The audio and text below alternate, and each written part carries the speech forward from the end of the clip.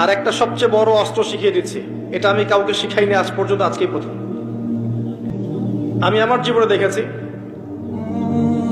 এই ওসিলা করে যা চেয়েছি পাইনি এমন কোনোদিনও যায় নাই। আলহামদুলিল্লাহ, আমি সম্পূর্ণ আল্লাহ পাকের কৃতজ্ঞতা এবং শুকরিয়া আদায় করছি। এইটা ওসিলা করে আমি যা চেয়েছি আমি সারা জীবনে তাই পেয়েছি।